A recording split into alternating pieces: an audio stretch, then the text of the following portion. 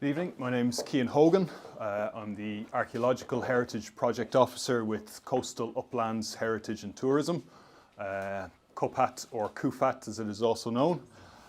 So I'll just give you a brief, basically today I'm just going to talk generally about Lidar, just a general introduction to the system that's used, and then after about 30 or so minutes I'll wrap up and hand over to James. So just as a brief kind of outline of the talk, I'll just give a quick introduction to CUFAT. I'll go introduce Lidar, I'll give a brief history of the technique, how it works, and go through kind of Lidar in terms of what is collected and then what's processed and how it's put out. And then just talk a little bit about Lidar, how it's appearing in Ireland so far, just general history of it, or first uses, and then where we can access data today. So Coastal Uplands Heritage Tourism is an interregional project running between South East Ireland and West Wales. So the three principal project partners are Aberystwyth University in Wales, are the project lead. University College Dublin is the supporting partner in Ireland, and then in Wales we have Divid Archaeological Trust supporting as well. There's also a couple of community groups, Planet and the Cambrian Mountains Initiative supporting on the Welsh side. So the project is working with 4 areas in Wales and Ireland. So in Wicklow we're working with the South Wicklow uplands area, so roughly from Baltinglass across to Glenmalure and down as far as south as Tinnahealy. And then in the Blackstairs Mountains in Wexford, principally on the Wexford side, so coming towards Killaan, Bunclody, that kind of area. Sorry, Cian. Yep. I know some people in the back are finding it difficult to hear, is that right? Okay. Yeah? And then on the Welsh side, we're working with the Preseli Mountains, which are closer down near Pembroke, and then the Cambrian Mountains further north. So the project is looking at forms of regenerative tourism using aspects of heritage, both cultural and natural. So in terms of cultural heritage, we'd be looking at archaeology and community lives, so coming into modern history, folk stories and oral history. And then for the natural history, we have geology and geomorphology and biodiversity as well. So basically it's looking at developing sites across these regions in order to attract tourists in the shoulder and off-peak seasons, rather than busloads of tourists coming in to, say, the likes of Glendalough during the summer months. So it's aiming at looking at more sustainable forms of tourism. Part of our project is reaching out to communities. So the last couple of Saturdays ago, we ran a citizen science event in Wicklow, and in 2 days' time we're running a citizen science information day down in Wexford. So our talk this evening about Lidar is part of that engagement, that education about scientific methods and how individual or community members can become involved in them. So the talk this evening is kind of just introducing Lidar, which you'll be familiar with some of the images coming from James's work around Baltinglass. So Lidar is an acronym. It stands for Light Detection and Ranging Technique. So it would have been developed in line with or similar lines to, say, sonar or radar, which you might be more familiar with. It's a remote sensing technique, which is becoming widely used in archaeology, but also is used in other areas as well. Basically what it does is measures elevation of the ground or features on the ground, from which we can produce a 3D model of that surface, either the ground or those artificial features in it. So you can see, not so well, we can see over here we have some landscape forms, hillsides, but we're also able to pick up features such as field boundaries, or down here we can pick up monuments such as the Passage Tomb at Knowth, or the smaller tombs around it. So it's a remote sensing technique. Excuse me, do you think you could raise the picture to the top of the screen? You can't see it.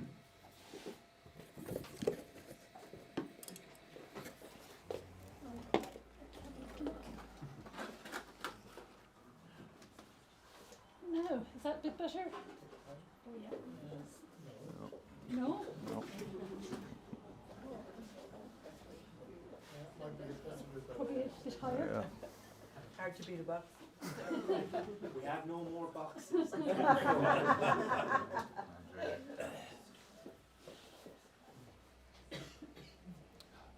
So as I said, it's a remote sensing technique of which we have a suite of remote sensing techniques in archaeology. So it's adding to a tool set that we can use quite effectively to identify heritage. So probably the first and kind of most basic form is historic maps. So unfortunately, this image shouldn't be there, but basically we can go back to maps that were drawn 100, 150 years ago and identify features that are no longer visible in the landscape. So just outside the town of Baltinglass, we have, well, underneath here, there's the remains of a cromlech written, so it's no longer visible today, and yet we can use the historic map to kind of identify the general location. Moving on from these, we have walkover and topographic surveys. So basically you're going out into the field. In this case, you're either walking over kind of lumps and bumps in the ground, trying to trace the physical remains of sites, or in the case of the photo here, you're walking over ploughed fields, trying to identify scatters of artifacts to identify potential sites from those distributions. What can be done then with this is you bring out a GPS, so you're basically recording heights as you go along with exact location data, which you can plot up later on, and again, look at digitally. So aerial photos probably be one of the better known methods, especially in recent years. These go back and have a good bit of history. Going back to Reconnaissance photos from war years when crop marks were initially identified kind of by accident in those photos. Since then, with the introduction or with the development of drones, this particular image here is from near Newgrange. We've been able to utilize that a lot more during periods of good weather conditions. So basically what happens is with the aerial photos, they'll pick up the differences between areas that in crops where ditches, pits have been cut, they'll hold moisture.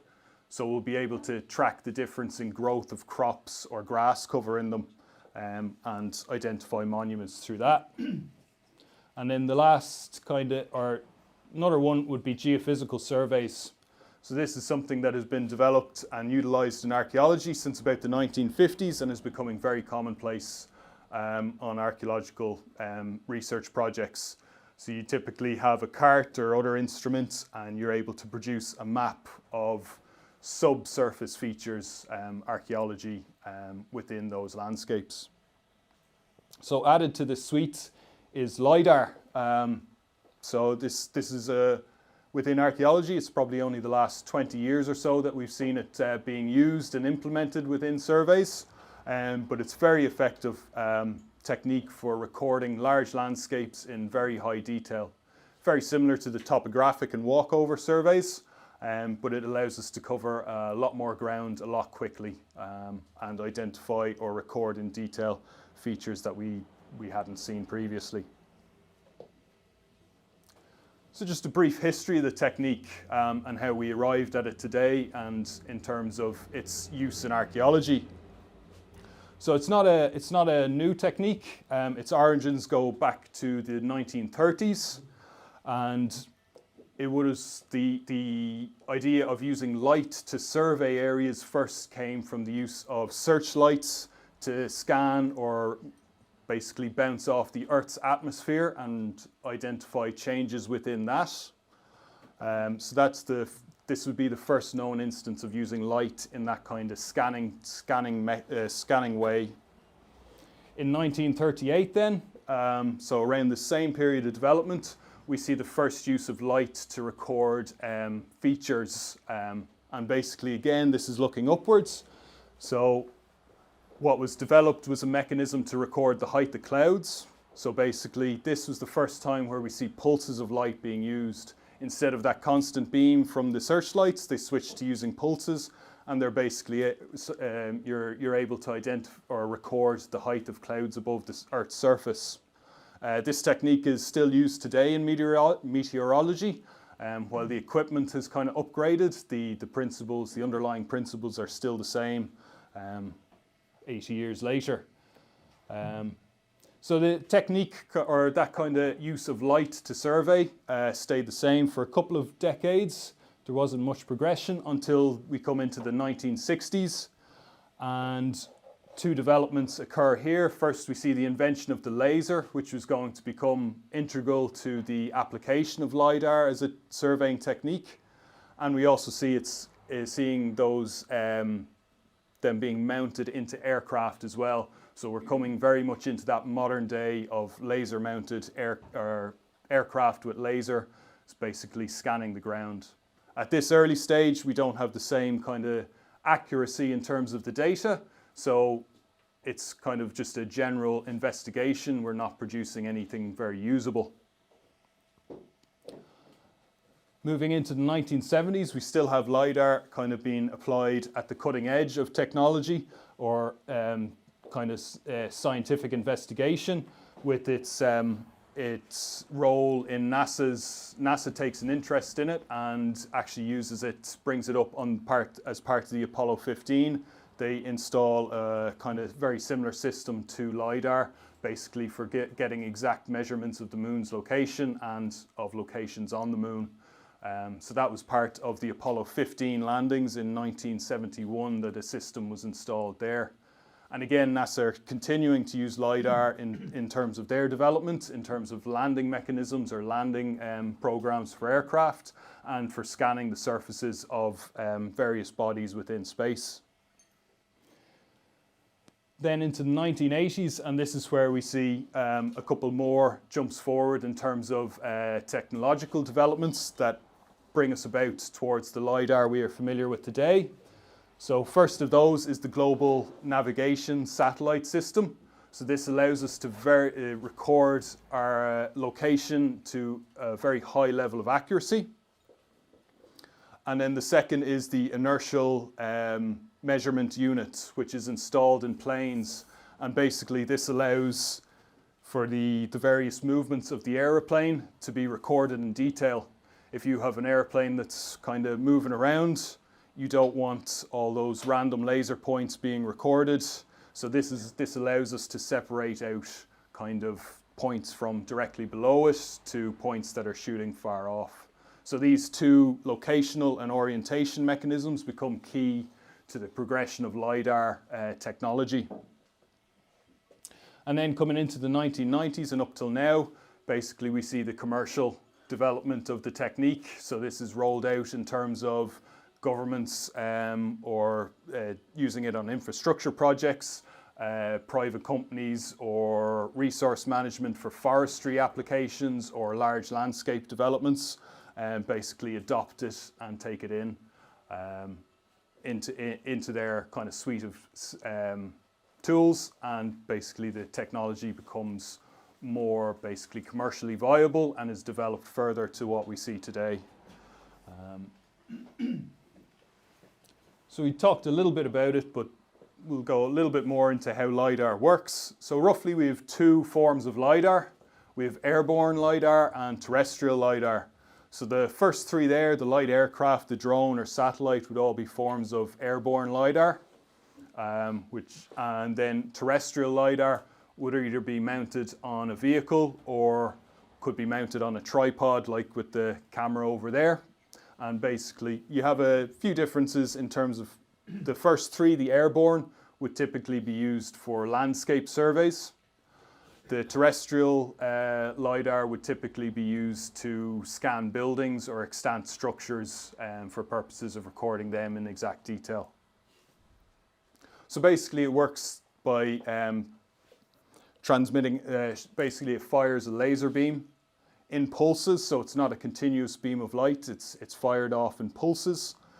And basically it's as that beam of light bounces back up to the craft, back up to the unit, it measures the response time and calculates the distance from the point backwards due to the time from it coming back. An infrared laser is used, so it is eye safe. Obviously, if you're flying over houses or populated areas, you don't want to be shooting something damaging down into crowds or that kind of thing. Part of it then is location. So with all LiDAR systems, whether it's airborne or terrestrial, we need to use that GPS system. So even when it's a terrestrial, when it's a tripod, you'll get an exact location for your tripod, so you can build back those accurate distances later on. And then obviously with the airborne material or airborne surveys, we need to include that inertial measurement unit as well. It's also keyed into our programs. For a lot of LiDAR surveys as well, photos will be taken at the time, so aerial photos are that, as they offer a good comparison for the LiDAR taken, that you can look for crop marks or you can look for other visual indications of what is on the ground. And at a later stage they can be used as basically to drape over the LiDAR data, so you get a realistic 3D model looking afterwards. So in terms of our laser pulses, this is where our key data is kind of caught. When it leaves the instrument, the laser is about roughly 1 millimeter in diameter, and basically as it travels down, this broadens out up to about 30 centimeters or so. It strikes basically anything it hits as it's going along. So if you have a nice clean sweep down onto plain ground, you'll just have a nice clean return. Whereas when you have trees or bushes, what you can end up with is multiple returns. Basically with solid structures or clean ground, your first and last return is the same. Whereas when we're into trees and that kind of terrain, you'll have multiple returns. So as it hits the canopy of the tree, it'll bounce back, but as it comes down through the various branches and leaves right down in underneath, you'll have readings bouncing back from each of those. So LiDAR has a bit of a reputation as being a method that can see through trees, and basically it comes from this ability of the beam to pass down through multiple points and see underneath. Now it's somewhat true, so in a kind of canopied area where we do have light filtering through, wherever we can see light on the ground, we will get a return we will get a reading from there. So once we've flown or gathered our data, basically what is produced is point cloud data. Normally it's the first and last return which is modelled. So in this image here, the red and yellow dots are our first return, so those would be the heights, the tree tops, building tops, whereas the blue on the bottom would be the ground surface, our last return. Generally the multiple returns aren't used in archaeology. They produce larger files which are just more heavier to work with for computers, but also more expensive in terms of time. Where you do see them is possibly more in terms of forestry. Forestry management or forestry would be more interested in those canopy level data. Each of these points is a georeferenced point, so we get an easting, a northing, and a height, x, y, and z values, easting, northing, and height. However, there's no relationship between the points as such at the moment. However, you can start to see features coming through. You can start to see linear heights or kind of humps in the data starting to come through at this stage. The more points you have, the higher the resolution our image will be. So if you take 1 point per meter, you'll be at quite a low resolution, or 1 point per 2 meters, you're at quite a low resolution. And in this case, for archaeology, you can skip out features. If your bank in a field is only 70 centimeters wide or 80 centimeters, if you only have a 0.1 meter every 1 meter, you can easily skip over it and actually miss that feature. So for archaeological surveys, typically what we aim for is 50 centimeters at a minimum, if not higher than that, 25 or up to 10 centimeters per meter or per reading. So in order to get a nice looking data set out of this, there are a few steps to process these point clouds. So the first step, the data is compressed into a LAS file. It just makes it more manageable for computers to handle. In the next step, we have the data points are set out into a grid. Basically just a box is built around each, or a regular box is built around. If you have multiple points within each box, you simply take, an average is taken of the 3 or more points within that box, and we use that for our height value. And basically what we get out is roughly a gridded square of heights, which doesn't look too bad, not too easy to read or to interpret. So what we carry out is interpolation, and you have several algorithms which can be used by this. And basically you get this nice smooth contour image, which allows us much more easily to read features within the data set much more easily. So we kick out, so following interpolation, there are a couple of data sets kicked out, or a couple of models.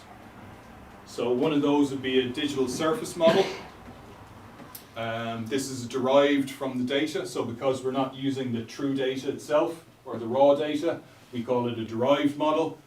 And basically it's stored in a grid format and captures both natural and artificial features. So you get quite a sharp image. These two images here are from our colleagues in Wales. So this top one is a village bont. So you can see the outline of the hall, houses, roads, tree lines quite clearly. And the second is the Devil's Valley, I think basically hillside in the Devil's Valley, where again you can see kind of trees are well picked out, as well as features within the mountain or hillside.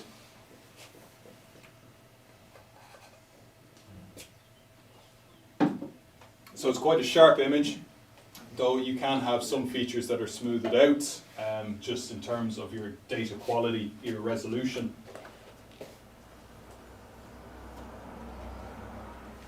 Second kind of model that we can kick out is a digital terrain model, which is slightly different. So this would also be known as a bare earth model. So a lot of those positive features are removed. So the two images are of the same areas. So this is the village bont, again, as we've seen in the previous slide. However, you can see all of the artificial features, those structures have been removed from the data set and are no longer visible. And again, in the Devil's Valley image at the bottom, again, all the trees have been removed from the data set. The benefit here is that this is where you get that kind of see-through trees aspect. In this corner where the trees have been removed, we're able to see linear markings a lot more clearly in the data set.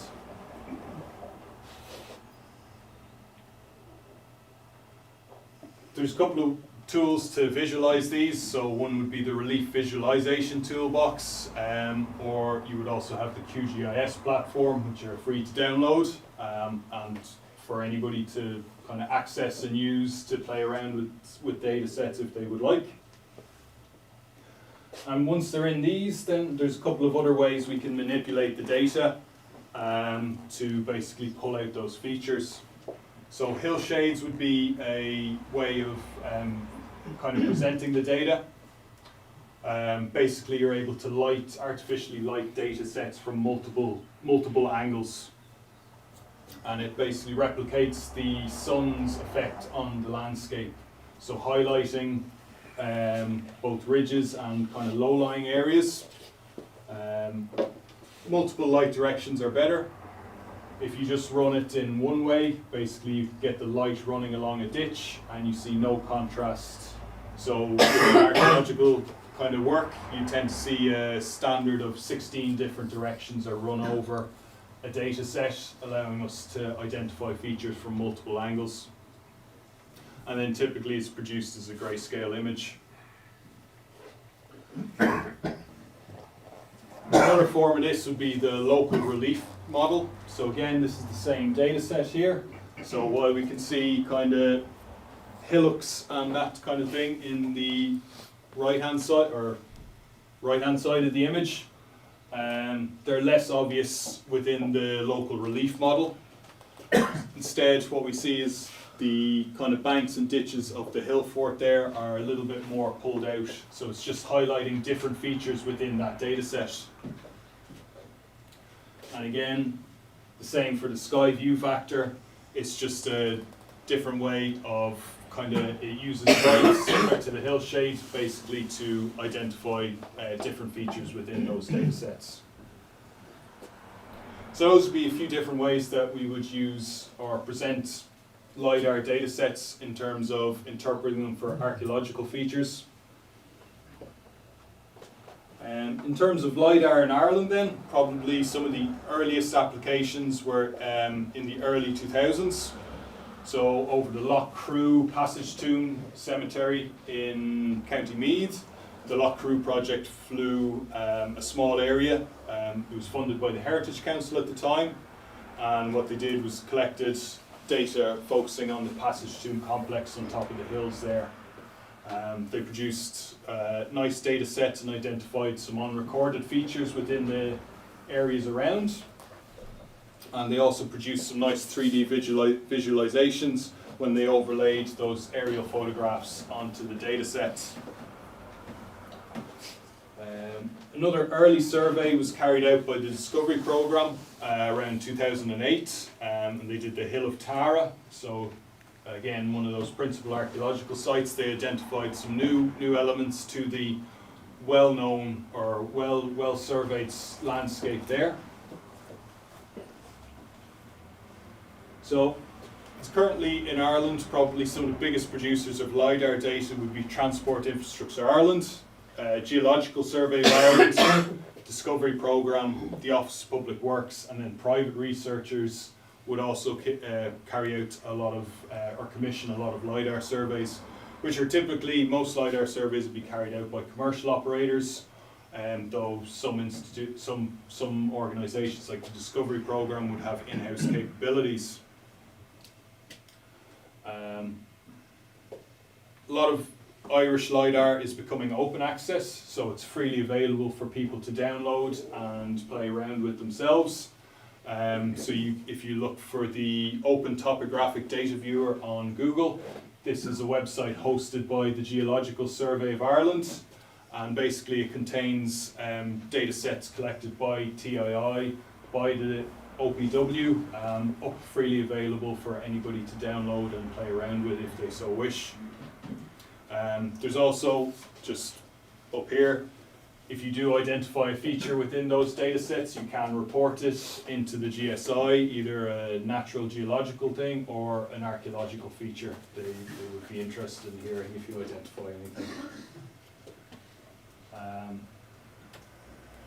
So basically, LiDAR in archaeology is a rapid topographic survey of large areas. It is capable of identifying very subtle features in the landscape surveyed. Though you need to set out your aims very clearly, just so you're collecting at the right resolution. And then with continuing technological advancements, it's becoming more accessible in terms of its mounting and use, and more affordable as well. So, and that is it. Thank you. I think it is.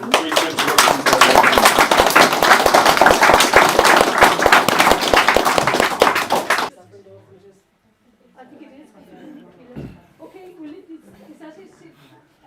So we can continue on if people are happy to do it? Great. So Jane's going to do the next bit is going to talk really how all this technology has been put into play in last year. Yep, thanks Deirdre. So Cian's done all the grunt work to explain exactly how LiDAR works, and I'll show you all the fun stuff about how it has worked in the Baltinglass landscape. And I was actually here, God knows, 7-8 years ago, doing a talk, and since then there's been an awful lot of discoveries, both in terms of the geophysical surveys and excavations we've been doing, as well as the LiDAR. So I know a lot of you probably don't know very much about all of that because it's been published in academic journals. So what I'll do here for this presentation is I'll present the LiDAR, but I'll present it with all the previous discoveries we've made over the course of the past 7 or 8 years or so. So to kick us off, this is the Baltinglass landscape. These are the major hills, and these are the major hilltop enclosures or hilltop fortifications that we had previously known about prior to the LiDAR survey. And this is essentially what brought us to this area and what got us interested in this area. They're mainly interpreted as Bronze Age hill forts, some of the largest Bronze Age hill forts that we know of in Ireland or Britain. And there's two main suggestions for this cluster to exist in this area. The first one is that they're assemblies or defensive structures on either side of the Slaney River, and that they're actually contemporary large monuments that are built by rival competitive communities and political systems, and who grew in an area of some sort of a territorial border. And then the second scenario suggests that these actually represent one single polity that's moved from the hilltop to hilltop to hilltop over time. And the main issue with all of this is prior to the excavations undertaken by UCC, we had no chronological backing for any of that. So they could be of any date. And as we'll see, they turned out to be exactly that. So we came to the site hoping that they were going to be late Bronze Age hill forts, and that would feed into the bigger project that we were undertaking at UCC at the time, which was looking at Bronze Age hill forts in Ireland. So that's what brought us to this site in 2012. Excavations started in around 2013 and 2014, and that was led by Professor William O'Brien from UCC. And since then, we've actually dated 6 of the 9 recorded hilltop fortifications, as well as done geophysical surveys on a variety of others. And we found out that 3 of them actually are early Neolithic enclosures, some of the earliest monuments that were actually built in the country, and they're some of the largest examples of those enclosures known in Ireland as well. And then the other 3 did date to the late Bronze Age, so fed nicely into the project. So this brings us to the LiDAR. So this helps us to really contextualize all of the information that we've gathered up until this point, and try and place all of our excavations or surveys into one single data set and help to make sense of things a little bit more. So the LiDAR data undertaken for Baltinglass was undertaken by Blue Sky Limited. They collected 16 points per square meter, and they collected 120 square kilometers of data. So like Cian was saying, if you can imagine a square box, a 1 meter by 1 meter box, you have 16 data points within that square box. So it is quite high resolution for archaeological survey, and it's necessary to pick up the very minute low relief topographical features that you often get in heavily farmed landscapes, whether that be through land improvement for dairy farming or crop cultivation or so on. So in this landscape we had 179 recorded archaeological monuments, and the LiDAR survey has picked up an additional 140 possible additional archaeological monuments. This includes some small scale features like small ring barrows that are 5, 6, 7 meters in diameter, to very, very large archaeological features like a brand new hill fort on Baltinglass Hill that is 42 odd hectares in size. To contextualize that for you, that's something in the region of 55 football pitches, so absolutely massive. And the Man United game is going on at the moment, so if anybody's looking at it and they score, just give me a wave, okay? And if they don't score, I don't want to hear about it. So this is what we're finding here, and we have a host of new archaeological monuments on these hilltops, like Corballis here, as well as some new hill forts or large-scale enclosures on Kilranla, as well as some potential new ones up at Dungamore Hill, some other curves and features. A lot of new barrows. Barrows are prehistoric burial monuments. They tend to date to the late prehistoric period, probably Bronze Age or Iron Age, maybe tipping into that early medieval period. So, rather than going through things hill by hill or site by site, what we'll do is we'll go through this chronologically, okay? And we'll start off at the early Neolithic period. But what we'll do is, as we're going through all this, you'll see a variety of different visualizations, and Cian's gone through this already. We have hill shades, we have slope models, we have sky view factor, which you can't see it all on the screen. You have the simple local relief models, and so on. And that's just different types of visualizations on the exact same data set from the Baltinglass Hills. So, like I said, we're beginning at the early Neolithic period. This is essentially a time period where you're getting your first large-scale archaeological monuments being built. You're getting things like causewayed enclosures, you're getting things like proper domesticated houses. They're starting to settle down, essentially. They're stopping moving around.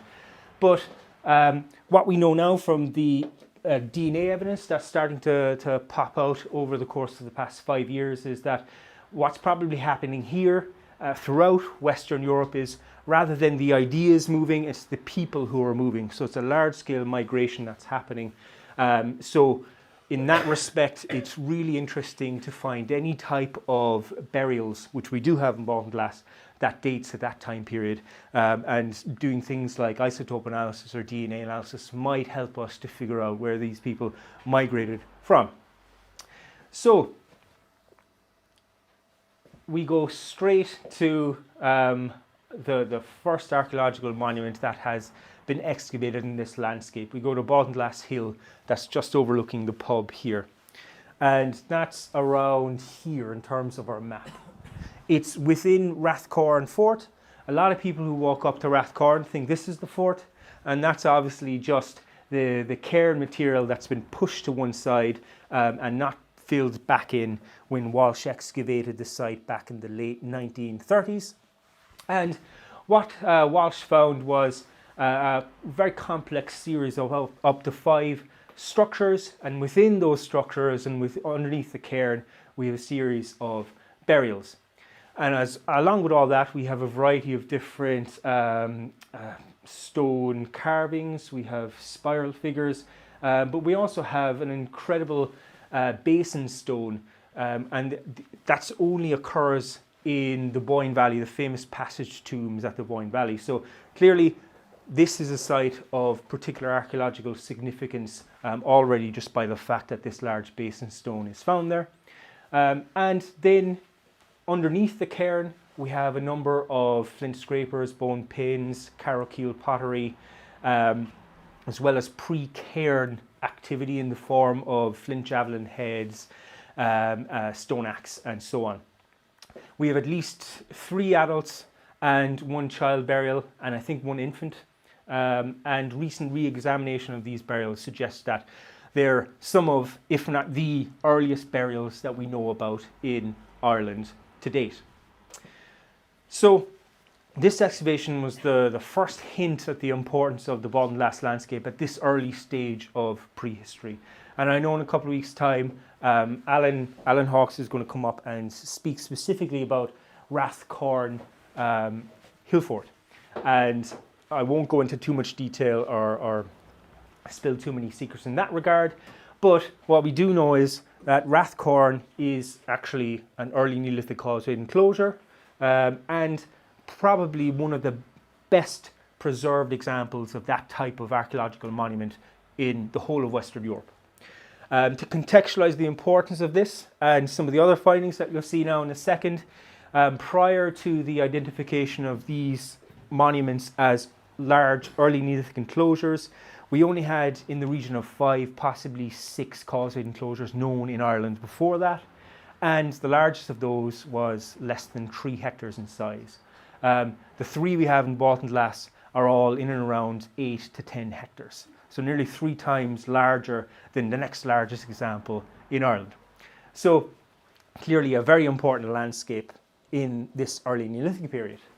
And here's some of the Lidar survey here, as well as some of our geophysical surveys at the site. We did some gradiometry. We found some very strange large magnetic readings over some of the banks, suggesting there was some burning activity, potential internal settlement. They're circular structures, so probably later reoccupation of the site rather than early Neolithic. We have our passage tomb here, but we also have another cairn here. And this is really important because we know this is an early Neolithic enclosure that dates to around 3,800 to 3,600 BC. This cairn here, you can see the enclosing elements move around this cairn, which suggests that that cairn is even earlier than the causeway enclosure, which suggests again that this potentially houses some of the earliest burials that we know of in the whole of Ireland again. And then we actually have another unrecorded cairn here and 2 unrecorded cairns just slightly off. So it's starting to move from a landscape that had very little early activity to some really concentrated, important activity in this early Neolithic period. And you can't see that very well, but this is a contour map of this part of the causeway enclosure. And you can see here it's very complex. We have little sections being built in places. We have pits, banks surrounding those pits, potentially an original entrance, a small possible ditch on the outside. Alan will go through all this in detail. Then another site, the first site we actually dug that turned out to be early Neolithic was Hewstown. Hewstown is just on the western edge of this complex of sites. Again, completely levelled, and here's a crop mark taken by the Cambridge Aerial Survey by St. Joseph, probably in the late 60s, I would guess. And you can see 2 enclosing elements levelled here and an enclosure on the top. Enclosure is probably early medieval, probably slightly later, because typically you don't get these small enclosures at a very early period. So this is a site that we did some excavation on. We excavated the inner enclosure. We found a palisade as well as a large V-cut ditch. We found a middle enclosure. We found a ditch with another palisade. And this is the one that really caught our attention because there was a gap, a causeway. And then the outer enclosure, a very large ditch. These ditches are 1.7, 1.8 meters deep, and they would have had a palisade on the inside and probably a large bank. So very defensive, very monumental in scale, particularly when we look at the geophysical survey that we did here. And you can see very large readings on the inner and middle enclosure. That suggests that these enclosures were comprehensively burnt down. And these enclosures add up to something in the region of 1.37 kilometers worth of enclosure. Every single part of that was burnt down. That's deliberate, that's not accidental, and that means there's a lot of resources involved in burning this down, a lot of people involved in getting those resources, bringing it up to the hill, maintaining those fires. Whatever reason they're doing this, is it ritual? Is it some sort of an attack on the fort? You could argue for both, particularly when you look at some of the evidence from southern Britain, where you have much more excavation and survey undertaken on these early Neolithic enclosures. Here's an example from Crickley Hill. All of these are arrowheads, suggesting that there was a large-scale attack on this early Neolithic enclosure.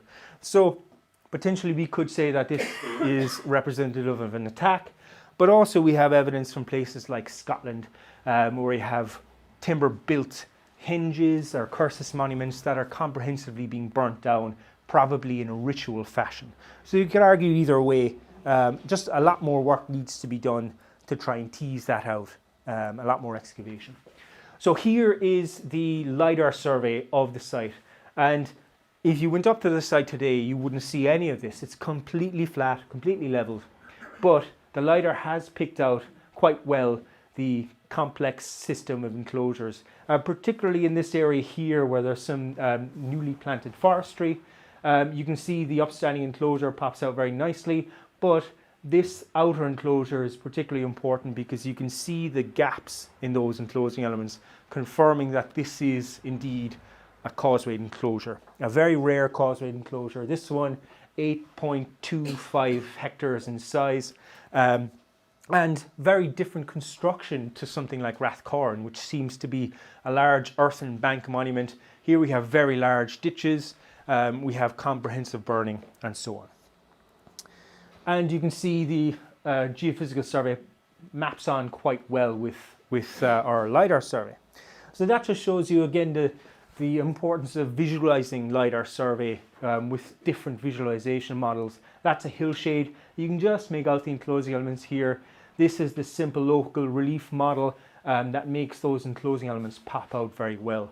And we can particularly see here that the enclosing elements in this newly forested area actually survive quite well for the time being.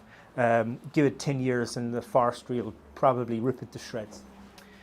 So the final one that we excavated that turns out to be early Neolithic is Spinans Hill 1. Again, it's just in the northeastern part of this complex. It's 11.11 hectares in size, and inside in the interior you can just see from the aerial photos these dots of green vegetation. They're small cairns all surrounding this larger cairn, and these have actually been robbed out. You can see the kists inside them. So we excavated this. It was the last one we excavated, and again we got early Neolithic dates dating it around 3,800 to 3,600 BC, and probably associated again, like Rathcorn, with a host of early burial monuments, cairns in particular. And this is again it on the Lidar, and you can see it probably best in this simple local relief model, and you can see this is a very strange one because this is built in several different ways. Over on this side, it's actually built by just a simple small bank. On this side, we excavated and we just found a stone bank. And then on the eastern side, you actually have a very well-preserved bank with a large external ditch and counterscarp bank, which we don't get up here. We know we don't because we excavated. So this one again is strange in terms of it's constructed in several different ways, but also there's no gaps that make this into one of these traditional causeway enclosures that we find with our first farmers. So that just shows you we have three contemporary large-scale monuments, all built in several different ways, all broadly contemporary. And the Lidar survey here shows that enclosure, but it also has picked up a number of different additional enclosing elements on the eastern side. What date these are, who knows? Are they associated with this early Neolithic complex, or are they associated with a big contour fort, which could be of any date? We haven't dated that yet. So, the Lidar survey here has already significantly enhanced our understanding of this very, very important early Neolithic landscape. So a landscape where clearly the first farmers, these new migrants are coming in, and there's a huge cluster of people building monuments. This must have been a very active landscape at this time period, and the only landscape that we know of in Ireland where we have a cluster of large early Neolithic enclosures. So whether that means this is one of the main cores of this time period in Ireland remains to be found, but potentially we have more than just three enclosing elements that are this time period. We have Kilranley Hill on the very summit. GPS survey in 2014, I think I did. Identified some bits of wall face just along here. You can't make out the curve on the screen here. We have some probably worked cliff face, and then a potential crop mark suggesting the enclosure continues along here, which would have made up a very large 5.5 hectare enclosure on the summit of Kilranla. And here you can see an example of a bit of that wall. The external facing here shows probably an external ditch indicated by the vegetation. A very wide wall that extends all the way along here until it hits the bit of forestry and it kind of gets a bit destroyed. And here it is on our LiDAR survey, as well as an additional enclosing element up here. And as well, you can see the cairns associated with this hilltop. And again, remember Rathcorn, that little bit of Rathcorn on the southwestern part where the enclosing elements skirt around one of those large cairns. Potentially that's exactly what's happening here, suggesting that again, this is our fourth large early Neolithic enclosure in the Baltinglass region. But again, you can see the damage that the woodland cultivation is doing, destroying all our shallow archaeology and just leaving the place a complete mess, which LiDAR can't even sort out. So let's contextualize this a little bit before we move further. We have a cluster of causate enclosures. Very often clusters exist in Britain. You can see groups occurring in places. And what's really interesting, like we already suggested, is the ones in Baltinglass are built very differently. But there are often a close association of other burial monuments with these sites, particularly cairns, which we have at Baltinglass, as well as in southern Britain. What they find is very often you have contemporary monuments like cursus monuments being found in close association. And that's exactly what's beginning to appear at Baltinglass too. Here's a cursus monument that Donald MacDonald had discovered, and this was the first hint that something really, really significant is happening here, because this is some really strange ritual rootway. No one really knows exactly what cursuses were built for, but they're found on some of the major Neolithic landscapes in southern Britain, places like Stonehenge, for example. And here's that in the LiDAR survey. Here's the hillshade, and probably here's a better example of it in a simple local relief model. It's about 220, 230 meters long, about 28 meters wide. You can see the rectangular ends here, and it leads right up to that large cairn that tops the very summit of Cadine Mountain. And if ever anybody's walked up that side of the mountain, it's steep. It is very steep. Very often these are interpreted as ritual rootways associated with processions in the early Neolithic period. But to contextualize the importance of these monuments, there's only 14 of them known in the whole of Ireland, although there's probably an issue with classification in terms of things like linear earthworks. Probably quite a few of those are going to be cursus monuments as well. But none of them are as well defined as the one we have on Cadine Mountain in Baltinglass. Unfortunately, none of these have been excavated.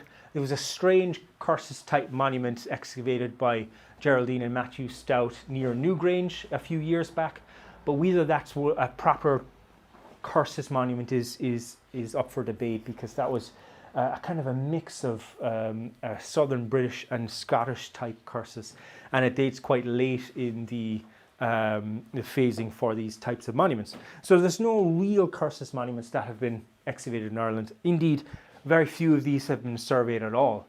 So there's a real hole in early Neolithic studies in terms of trying to map these out and figure out what the hell they are.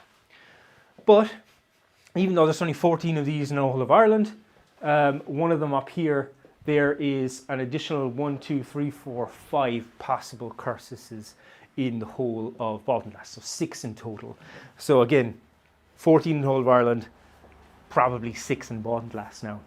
And these were all identified through LiDAR survey. Our first one here is, which one is it? It is this one here, very close to us, probably only half a kilometre away, right by the riverbed, and you can only barely make it out there. This small divot, you can make it out much better here. And essentially what this is this this sunken area of ground, and they've excavated down, they've used all that material to create banks, and then this runs towards the river, and you can see it extend here slightly as well. And that's in the region of 320, 330 meters long and about 25 to 30 meters wide. So it fits quite well in terms of what we're seeing at Cadine Mountain in terms of the morphology, size, width, length. Then we have another one that I didn't mention when we were looking at Hughestown. We actually have a possible recorded Cursus monument leading up to Hughestown, which we know is early Neolithic because we've comprehensively dated that. Then we have the Cursus monument here I think it is, and actually orientated directly on Rathcorn, which Alan's going to tell you is early Neolithic. Then we have another one just down here. You can just make out here this little square terminal here, and in the projection continuing northeastwards. We have another one just down here at the southwestern base of Kilranla. You can just make it out here, another sunken area extending east-northeast. We have another one just down here, and again extending northeast. Very similar directions. The width again is about 30 meters wide, just over 200 meters long. This one, we run into some forestry, so we can't pick it out. The key thing about Lidar is that, like Cian was saying, very often it's known to be this thing that can penetrate through forestry. But when you have really thick forestry, this is what you get. You just can't get through that thick tree trunk, the thick tree canopy, and it's severely restrictive in that really tightly forested type landscape. So here it probably extends further to the south, but we just can't pick it up. Okay, so again, let's try and contextualize this a little bit more. The really important early Neolithic landscapes of places in southern Britain. We have places like Stonehenge, which have multiple Cursus monuments. Here's the Greater Cursus, much longer than anything we have at Baltinglass, but you'll notice very similar morphology in terms of you have these linear earthworks that continue until they hit a square terminal. And that's very similar square terminal to what we're finding in places like Cadine or one or two of the other Baltinglass monuments. And you can see here the Lesser Cursus. This one here was dated to probably the early Neolithic pushing into the Middle Neolithic. And then the Greater Cursus here was dated to that early Neolithic period. But like I said, none of these have been excavated in Ireland. So a big hole in Irish archaeology. We're relying on the English to try and figure out our monuments. And that particularly rings home when we start to look at the Hillforts. In Britain, Hillforts tend to be Iron Age in date. And until we started to excavate Hillforts in Ireland and found they're all Bronze Age, everyone assumes that these monuments in Ireland were going to be Iron Age. So it's just a bit of a word of warning in terms of just assuming, because in southern Britain, when they're associated with these causeway enclosures, that they're going to be contemporary.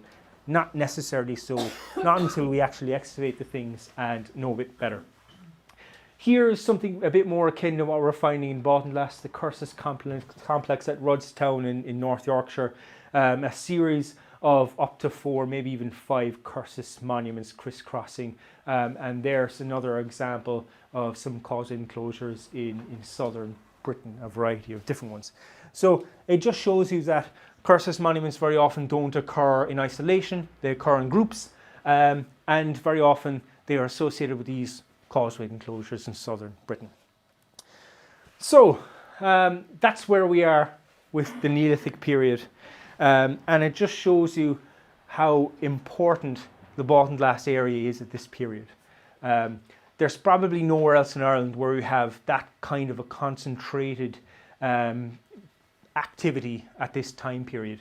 So in terms of understanding the onset of Ireland's first farmers, the migration of people into Ireland, and what they were building, the lifeways of these people, the Baltinglass region should be the place to go for to study that time period. Lots of work still needed in terms of dating places like Kilranla. Are those places early Neolithic, or are they later? And then we also have things like these cursus monuments that we were just speaking about. Really important, lots of them occurring in the Baltinglass region. Are they contemporary? Are they not? What are they? Are they ritual?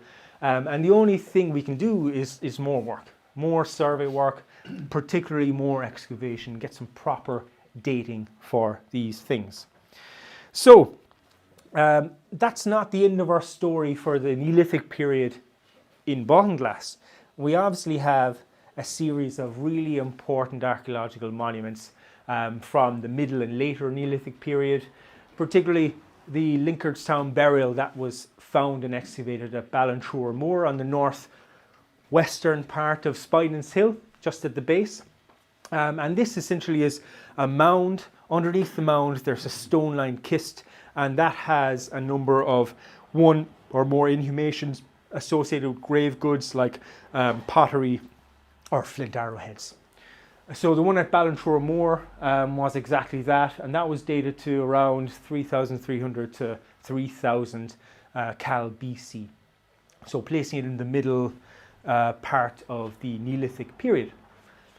And again, to contextualise the importance of this, there's only 12 of these Linkardstown burials known in the whole of Ireland, one of them in Baltinglass.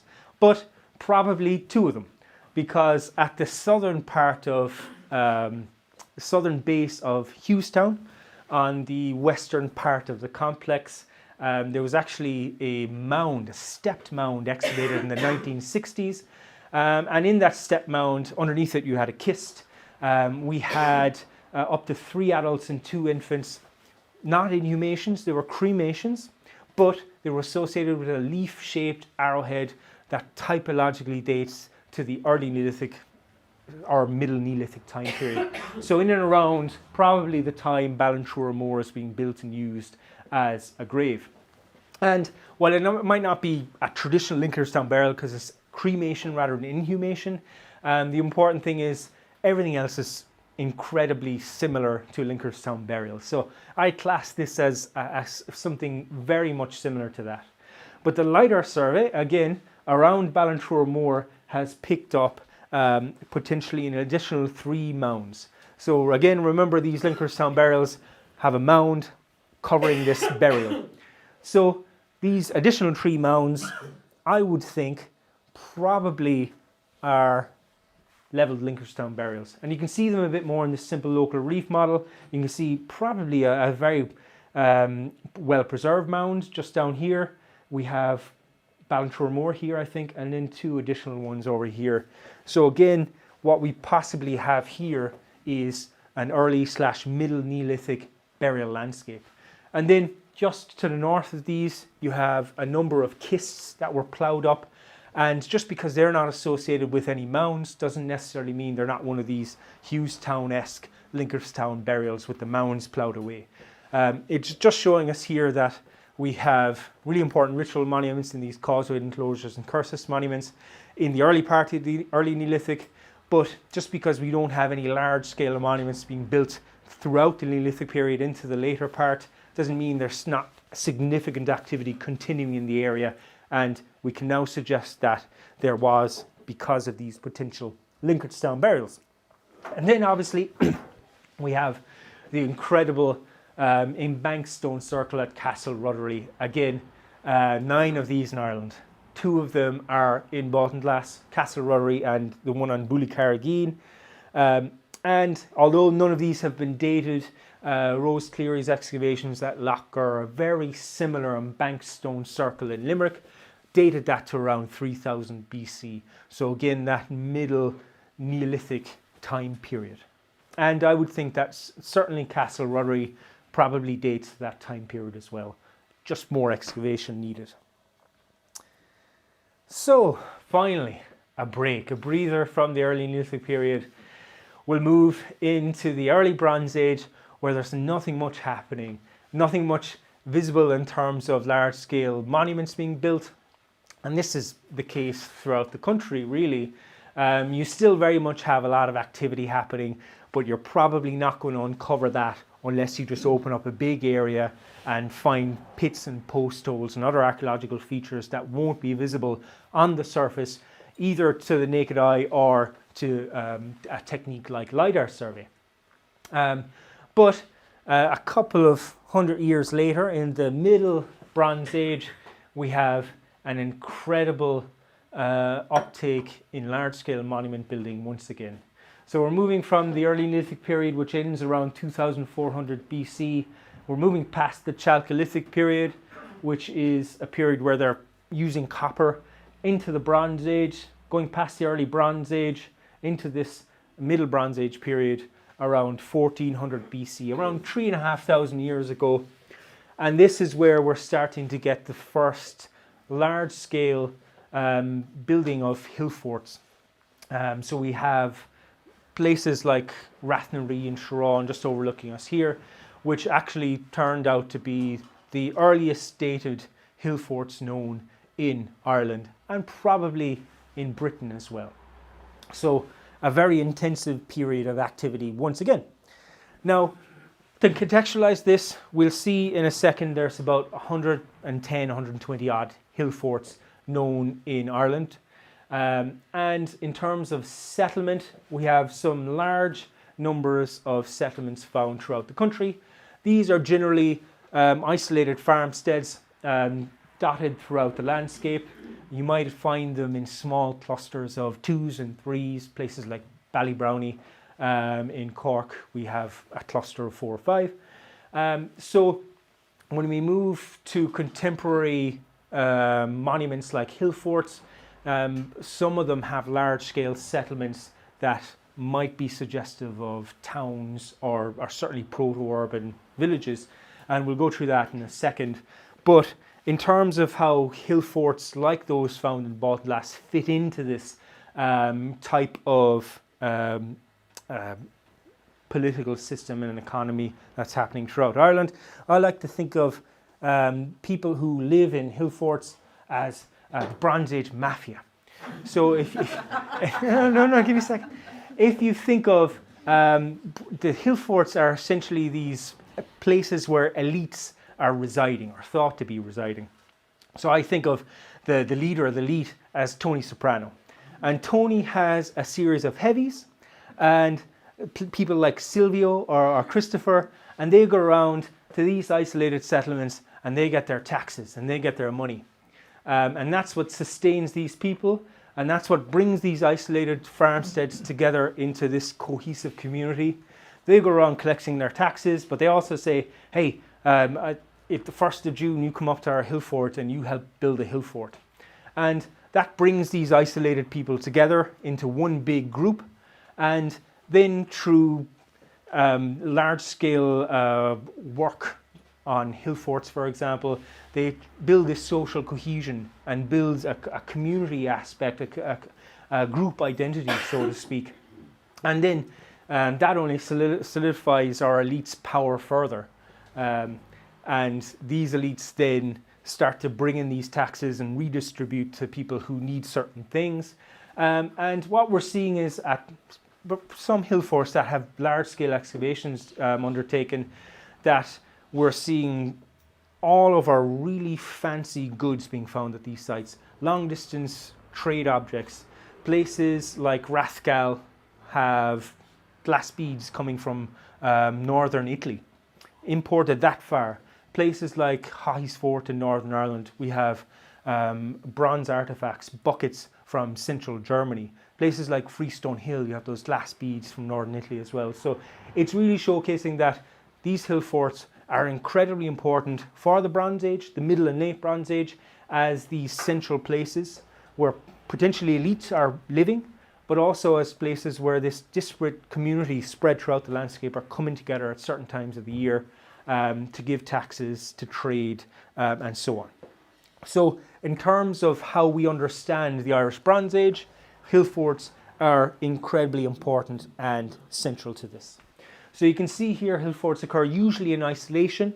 You have areas where they occur in pairs, places like Rathgal. So Rathgal, 300 metres away on the northern side, you have another hill fort, Knockeen. And then you have other places where pairs occur. In Baltinglass, it's the only place where you have a large cluster of more than 3 potential Bronze Age hill forts occurring in one place. Again, showcasing the importance of the Bronze Age, or of the Baltinglass landscape in this Bronze Age period. Here's a heat map of hill forts, and you can see it's hot. It's hot around Baltinglass. So these hill forts typically date to around 1400 to 800 BC. With the onset of the Iron Age at around 800 BC, they tend to collapse. They're associated with chiefdoms and elites. And then found at this time period as well, we have a variety of other monuments that are contemporary, like Fullochfias, standing stones, stone circles. And then if you look at the distribution of stone circles, you have this incredible cluster around the West Wicklow Mountains as well. Again, just reinforcing the idea that this is a very important area at this time period. So the first Bronze Age hill fort we dug here was Rathnaree, which is right here overlooking the town. On Rathnaree, the Lidar survey shows it comprises 3 enclosing elements, an inner one here, an outer one, which is much more visible on the ground, comprising a bank, external ditch, counterscarp bank, and then a really ephemeral outer one as well, again running into this harvested bit of forestry that has just wrecked the ground and made it completely invisible to the Lidar. But really strangely, this doesn't follow the contours of the hill. You can see the lowest part of the outer enclosure is something in the region of 35-40 meters lower than the highest part. So from a defensive aspect, probably not the best idea. Our geophysical surveys are really restricted because of the gorse cover, but we managed to get bits over all 3 enclosing elements. It showed the inner and outer one were actually the footing of a large palisade that had been comprehensively burnt down, and then the middle one, just this bank ditch counterscarp arrangement. And again, you can see the damage this forestry is doing. Even once it's harvested, these horrendous linear strips of detritus that they've left heaped up on the ground, completely ruining the landscape for archaeologists. So, inner enclosing element, these are the massive post holes that would have made up this large timber fence, and it was probably solidified at the base by a low stone wall. This dated to around 1400 to 200 BC. The middle enclosing element, that's not me, that's someone else topless, which is bad. Use good sunscreen. Underneath the bank, importantly, we had a series of post holes, which suggested that our first phase of this monument actually was 3 enclosing elements, big wooden fences that were burnt down. Once those were burnt down, the inner and middle one, or the inner and outer one, were abandoned, and the middle one was rebuilt as a bank and ditch. And in the ditch, then we found Middle Bronze Age courseware pottery, and then this is the outer enclosure as well. Same thing going on: low stone wall, big post holes underneath. Very consistent dating in terms of this fits into this 200-year period, used and probably abandoned very quickly. In terms of the size, I think Rathnaree is over 5 hectares in size. There's hints of potential internal settlement from the Lidar, but just don't have the resources to go in and excavate any of those and figure out, if we can dig a few of these house platforms inside, we might be able to figure out what they're using the hill fort for. Is it a permanent settlement? Is it for craft working? Or is it just for these, small gatherings at certain times of the year? So, moving on then, we have our third enclosure on Baltinglass Hill, on Tuckmill Hill, at Shrawn. I'm pronouncing that wrong. Shrawn. And this was first discovered through Lidar. It's about 1.5 hectares in size, this low stone wall, potentially with an outer enclosure on the southwestern side. This was really messed about.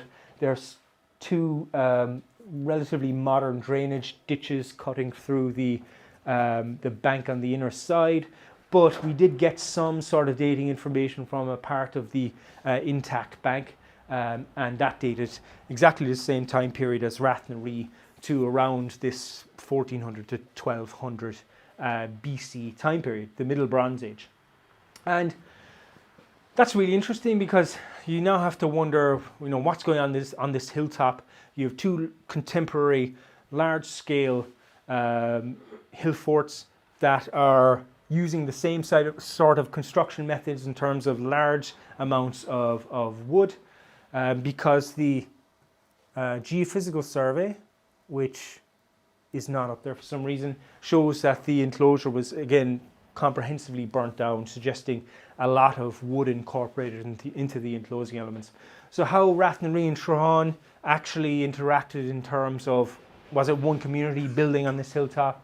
Was it a number of communities just in cohesion building a number of enclosing elements on a political boundary? We don't know. And then we have the question of Rathcorn, which is again only 200 meters away. Is there some sort of reoccupation happening there in the Middle or Late Bronze Age? Again, I think Alan will touch upon this in a few weeks' time. And the really amazing thing about Tuckmill Hill, or Baltinglass Hill as you might know it, is that surrounding the hill you have a series of kists and ring barrows, a series of burial monuments that potentially, if they're contemporary with these Bronze Age hill forts, are demarcating the hill as an important ritual precinct. And that would be an interesting little project in terms of those cremations and human remains actually are stored in the museum, I think. So you could potentially date some of those and figure out if they're contemporary with the hill fort. So moving on then to Tenoran. And Tenoran, again, heavily messed about by forestry. You can see here, this is land that's not forested, it's in open pasture. This is land that is forested, really destroying our ability to pick up any type of internal archaeological features. Only the big things like the enclosing elements that they essentially can't put trees on because there's too much stone. What this is showing us, what the Lidar is showing us, is that there is one of the largest archaeological monuments in the whole of Ireland on top of and surrounding this hill. Tenoran comes in at just over 84 hectares in size. So again, think about football pitches, well over 100 football pitches, multiple enclosing elements. Until the Lidar this year, we thought there was only going to be 4 enclosures. There's actually 1, 2, 3, 4, 5, 6 enclosing elements, 7 maybe, as well as some huge burial monuments and ring barrows. And our excavations of enclosure 3 and 4 show that this is again a Bronze Age monument.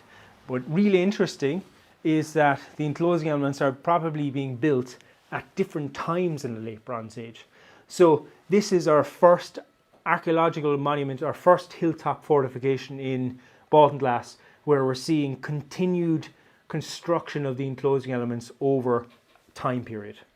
So rather than constructing it all at once, they're building it over a course of a couple of 100 years in the Bronze Age. What the remaining enclosing elements date to would be really worthwhile doing some excavation and figuring that out. So here's the third enclosure. You can't really see it here. A large stone wall, internal activity in the form of a large pit, a whetstone found there, some cremated animal bone most likely. And that's set on top of this really steep revetment dated to the Bronze Age. And here's a simple local relief model. You can see the enclosing elements a bit better. What this does pick out much better is this huge ring barrow on the eastern side of Tenoran, which comes in at about 60 meters in diameter, which is massive for a ring barrow, massive for a burial monument at this time period. But we also have a number of unrecorded barrows, most likely to the south of it, as well as another potential one on the north, the northern part, which again comes in at about 50 meters in diameter. And that just shows again, we potentially have burial monuments surrounding this Bronze Age hilltop, like Tuckmill Hill, Baltinglass Hill. They're ritually demarcating this for whatever reason. Demarcating the hill is a special place, most likely. And there are a whole host of burial monuments and ring barrows found in the Baltinglass landscape, and this is probably the most incredible one that has previously not been identified. It's about, I think, 2 kilometers to the north of Tinoran, a massive ring ditch with a partially preserved bank, internal ditch, and central mound. Comes in again at something like 75 meters in diameter. Huge, absolutely massive. And this almost certainly is visible on the ground. And you can maybe just make out all these red dots. They're all of our recorded ring barrows in this landscape. Again, probably, you know, doubled or tripled the amount of ring barrows that we know of just from this Lidar survey. And like we said earlier, ring barrows potentially date, or most likely date, to this later prehistoric period, probably the Bronze Age and Iron Age, maybe moving in to a bit of the early medieval period as well. So they were hillforts that we already knew about, and our Lidar survey, like we said previously, picked up a whole host of potentially new hillforts as well as that. So here's the one on Baltinglass Hill. You can't make it out here very well because of the light, but you can see this central enclosure, and then we see a massive enclosure surrounding the hill, following the contours of the hill. You can see it better on the simple local relief model. You can see the central enclosure a bit better, and you can see the larger enclosing elements surrounding the entire hill coming around down here. Again, huge issues with forestry here. And you know, what's associated with this in terms of habitation? Was there any hut platforms? Who knows? We'll probably never know. That's all been destroyed by the forestry, unfortunately. But this comes in at nearly 42 hectares in size. A bit of an embarrassment for me, because I spent 4 years in this landscape trying to find hillforts, and I didn't find one that was 42 hectares in size. So we found it in the end. It doesn't matter. And then on the eastern part of Kilranna Hill, just to the east of the summit, surrounding Bullycargeen and the Barrow, we have the potential additional enclosure. You can really only hardly make it out in the light here. It continues around here. Only the enclosing element, the potential enclosing element, is visible again because of the forest. This is like it's like a chessboard. But you can see it's about 12.4 hectares in size. Again, a massive, massive enclosure. Because of the size, I would probably place this, like Baltinglass Hill, into the Bronze Age period. What seems to be happening in terms of the early Neolithic enclosures, they tend to top out at around 10, 11 hectares in size, particularly in this area anyway. So this is most likely Bronze Age. But again, dating needed to figure that out. And then we have another one to the north of us in Donaghmore Townland. And again, you can just make out in the simple local relief model this central enclosure, and then another outer one coming in at 16.7 hectares in size, a possible level cairn here hidden by the forestry. So again, we didn't know about this prior to the Lidar survey. So we've already added 3 additional potential Bronze Age hillforts to the Baltinglass region. And then we move on to one we already know about, and I left this till last for a particular reason. This is again 42 hectares in size. It's probably one of the most archaeologically visible hillfort in the region, simply because the large stone walls means that the vegetation can't grow over it. It means that you can't plant forestry on it. And as well, the outcrops in the region as well, particularly this hilltop, makes it very difficult for any type of vegetation that might obscure archaeology to grow on top of it. It's a bivalve hillfort. You can just make it out here. This is the central enclosure. The outer enclosure skirts along here. You can make it out very well there.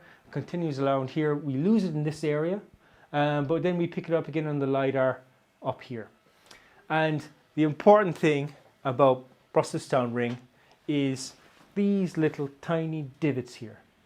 So until 2013, when I came up and did a couple of days GPS survey, there was 25 recorded house platforms in and around here, and 1 or 2 dotted around the interior.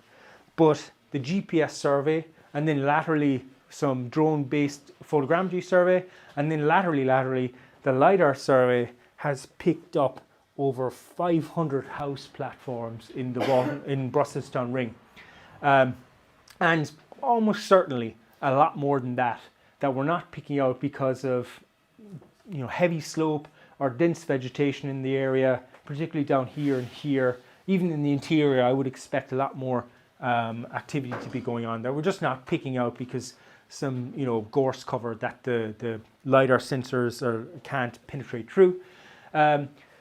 Most of these range from the 6 to 8, 9 meter diameter range, and that's pretty typical of what you find in the kind of lowland landscapes where they're occurring in isolation. But you have examples of smaller platforms, which probably are ancillary structures, maybe for storage. But more importantly, we have larger examples that you don't often find in low-lying areas.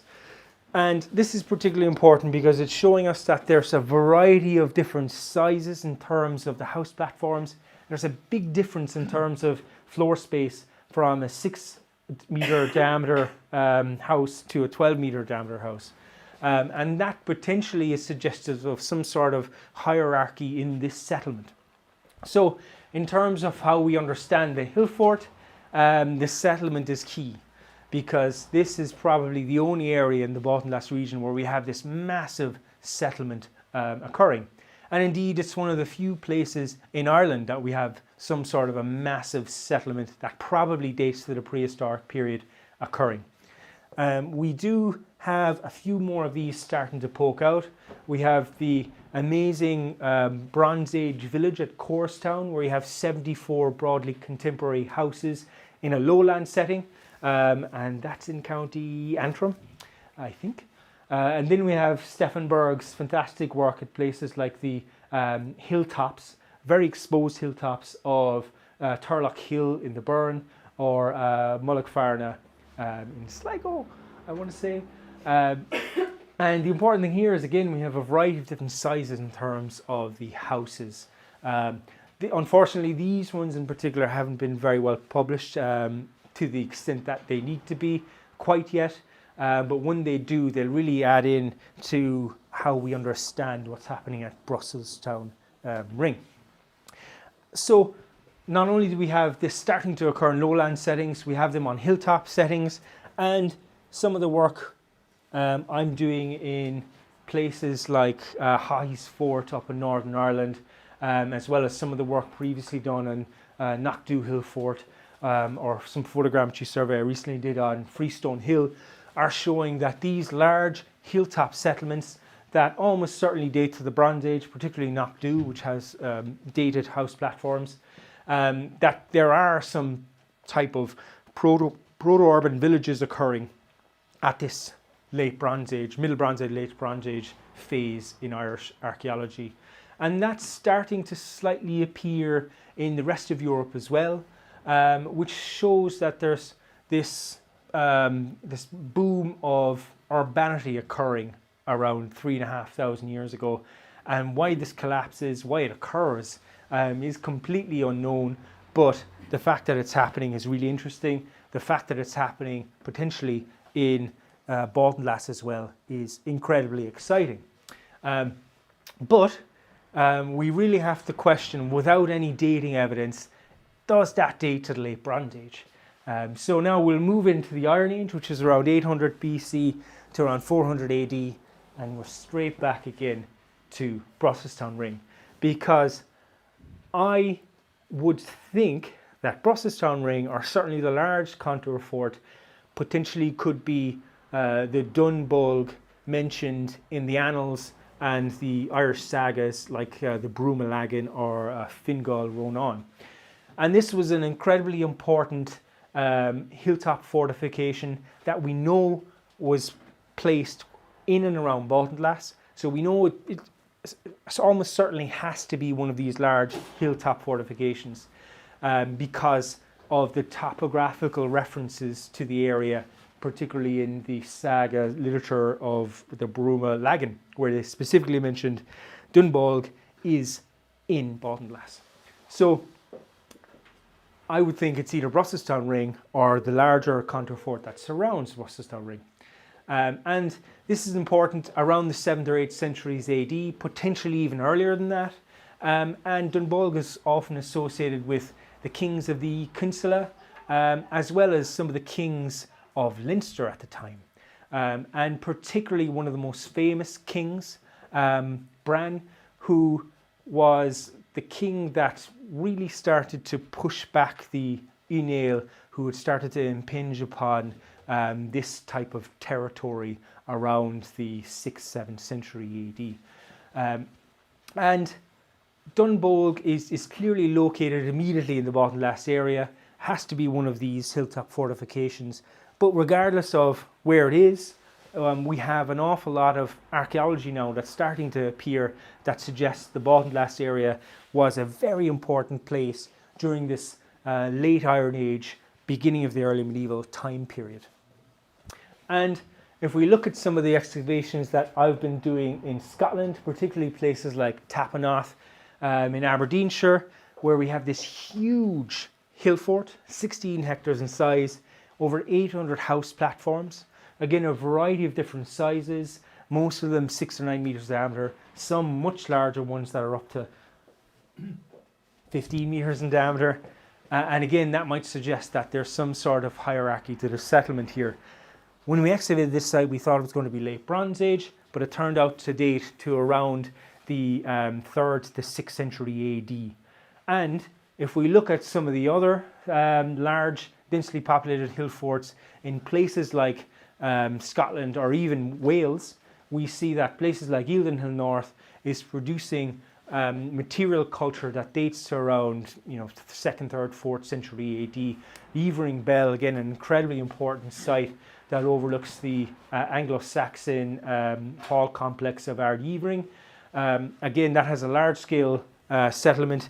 The excavator lost the archive, but the few bits we know of from the material culture that was taken from some of the house platforms suggest, again, 3rd, 4th century AD material coming from it. And then we have the incredible Traprain Law in the southern part of Scotland in East Lothian, where we have an incredible number of artifacts that date to the 3rd, 4th, 5th century AD, including the incredible Traprain treasure, which dates to the 5th century AD. So it's just showing you that we don't necessarily have to completely place Brossestown Ring in the late Bronze Age period. We're starting to get more evidence that these large hill forts with the dense internal settlement also has an important element and phase during this late Iron Age and beginning of the early medieval period. So until we date this, it's really all up for grabs. But if we could date something like Brossestown Ring to that time period, that would be an absolutely huge finding in Irish archaeology, because even now the Iron Age is still seen as one of these kind of hidden time periods in Ireland where there's very little going on. Road building and other types of large infrastructural projects are starting to tease out a bit more of the Iron Age, but we certainly don't have settlements anywhere near the scale of what we do at Brossestown Ring. So excavation again and dating, key to this. But then I have recently argued that if Brossestown Ring is in Dunbolg, then this huge contour fort that I call Spinensill 2, 131 hectares in size, that this is Dunbolg. It's almost certainly one of these two, I would think. And that's just because of the landscape position. It's one of the most highly visible hilltops from the Glen of Amal, which is a toponym taken in from the dynastic group who would eventually claim Dunbolg and the lands around Dunbolg around the 9th century AD. And we have argued that this probably acted as some sort of a ritual or ceremonial royal kaput, a really important royal kaput that was probably as important or more important than the famous Dunáile and its associated Onyx site at Carmen. Until around the 7th, 8th century, when another dynastic sept came in, took over the kingship of Leinster, and then moved their royal caput to Dunola. But prior to that, all of the annals, when they mention Dunbolg, very often Dunbolg is associated with one of the kings of Leinster at the time, or certainly one of the kings of the Cinsula, which were an incredibly important dynastic sept at that time. So prior to the 7th century, Dunbolg, whichever of the two it is one of the most important royal caputs that we know of in Eastern Ireland. So, moving on from that, if we start to look at the topographical picture that things like the Brumalagan paint, we see a variety of other important archaeological monuments that probably date to this time period. One of the most incredible ones is the Rathbran, which was the famous king at the time around 535 AD. And Rathbran is a townland on the northwestern side of Baltinglass, and within Rathbran you have this large univalt enclosure, which Liam Price actually had argued was associated with the king. And in the Brumalagan, Rathbran was a fort that the king of Leinster actually lived in, and it was specifically defined and distinguished from Dunbolg, which suggests he wasn't living in this royal caput, but he was living near it. The important thing about this enclosure is it's the largest enclosure in the townland of Rathbran, but the Lidar survey shows this really elongated funnel type earthwork projecting out from the eastern entrance of the enclosure. And it's only in the past few years that people like Katharina Becker and UCC is starting to figure out that very often when you do have these late Iron Age type enclosures or ring forts, sometimes they actually have these extended funnel type earthworks coming from the entrance, and very often those are high status sites as well. And even if we look back further into time, into the Middle Iron Age, places like the famous ceremonial type hingiform enclosures, so to speak, at places like Dunola or Navan Fort, they have these incredible figure of 8 buildings with these funnel type projections extending from the entrance. So is this some sort of an earthwork that is associated with high status ring forts or enclosures? Probably, it probably is so.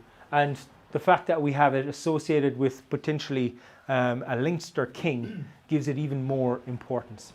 But the importance here of the Lidar is that this earthwork, we didn't know about that until the Lidar. And then moving on from the royal caput, if we look at Kilranla Hill and the Kilranla enclosure, we have the graveyard here, but the Lidar has actually picked out another massive enclosure surrounding the graveyard. You can maybe make it out a bit better here in the simple local relief model. You see the enclosing element coming around here, hitting maybe a cairn, extending down here. You can see the earthwork continuing, curving around. And that's another massive enclosing element, 7.22 hectares in size. Now, whether this is actually a late prehistoric hilltop enclosure that's Bronze Age in date, or whether it's associated with the ecclesiastical centre is again up for debate until you date it. I would think that it's probably early medieval, the early part of the early medieval period, and it's probably associated with the ecclesiastical centre, and it just gives again more importance to this graveyard, to the ecclesiastical site as well. And then moving on further, again, there's a variety of different archaeological monuments that suggest this is an important landscape at the time. We have the church just to the north of Spinance Hill in Donaghmore townland, and again, Donaghmore, when it's associated with church, is often suggested to represent an early conversion period church that dates to around the 5th, 6th century AD. And the fact that it's positioned right at the edge of Dunbolg, and in between Dunbolg, or in between Brossestrong and Spinans Hill and Rathbran, suggests that they're potentially coming in, these ecclesiastical people, and they're trying to convert the king. And again, just gives more emphasis on the importance of this landscape during the late Iron Age and early medieval period. We also have this incredible mound, which is classified as a ring fort in the RMP, and that's just to the west of Castle Ruddery Stone Circle. So again, on the northern edge of Spinans Hill hilltop. And again, we have argued in an article that this potentially is prehistoric burial mound that's being reused as an inauguration mound during the early medieval period. And then, even more importantly, we have a series of amazing cemetery settlements dotted around the landscape. One in Rathmoon, which is really close to us, just to the west of us here. You can see 1 enclosing element, 2 enclosing elements, 3 enclosing elements, 4 enclosing elements, and the Lidar actually suggests there's another 5th one just to the north. And that's typical of your early medieval cemetery settlements. They're areas where kin-based assemblies occur. Again, suggesting this is an important landscape at the time. So, we'll finish up there. That's all the big findings from the Lidar survey. There's plenty more smaller findings in terms of a variety of levelled probable early medieval ring forts, the ring barrows we mentioned, and even later on into the later medieval period, where you have mottes and baileys and other things that, as a prehistorian, I would consider boring. So it just shows you the importance of Lidar even in landscapes where we think we know an awful lot about. Prior to the survey, we thought, we've got a handle on this landscape, but we've nearly doubled the amount of archaeological monuments we know about. And we've done this without even going onto the land of farmers, annoying them, without doing any type of invasive surveys or excavations. It took a few hours to fly, a couple of weeks to process, and then a few months for me to trawl through the data. We not only have identified nearly double the amount of archaeological monuments that we previously knew about, but importantly, we've recorded the state of the archaeological monuments that we did know about. So in 10 years' time, if all of a sudden one of these disappears, we'll know something was there. And we'll know what it would have looked like. We know the size, the shape, morphology of all that. And again, the important thing, like Cian has suggested already about Lidar data sets, is, they're reusable. So not only can we look at this now, but in 10 years' time, if a new visualization technique appears, we can reprocess the data and look at it again. But also, people who have nothing to do with archaeology, people who are interested in floodplain management or, God forbid, forestry or wind turbines, they all use Lidar data. And in Scotland, particularly in the Scottish borders, where there's the majority of the region has been surveyed with Lidar, it's all been surveyed because they're trying to put up electricity pylons, and are trying to figure out the easiest, cheapest way and route to take. So it's used by a host of different industries and a host of different type of academics. But from our point of view, it's been incredibly important from an archaeological standpoint. So here we'll finish up. We've gone through all the time periods. We've gone from Ireland's first farmers, the early Neolithic period. We've shown a brand new early Neolithic landscape with a whole host of Ireland's largest causeway enclosures and archaeological monuments from that time period. Ireland's largest cluster of early Neolithic causeway enclosures. Ireland's largest cluster of Cursus monuments, some brand new Cursus monuments. Ireland's largest concentration of potential Lincolnstown burials. We've moved into the Bronze Age. We found Ireland's largest concentration of Bronze Age hillforts. We found Ireland's largest hillforts. We found one of Ireland's our largest archaeological monuments in Spinance Hill. We've potentially found one of Ireland's largest prehistoric settlements on Brossestown Ring. And we've found one of Ireland's most important Iron Age / beginning of the early medieval landscapes that we know about to date. So I would suggest finally a bit of a rebrand from Ireland's Hillfort capital to Ireland's prehistoric capital. So thank you very much, and I'll take questions.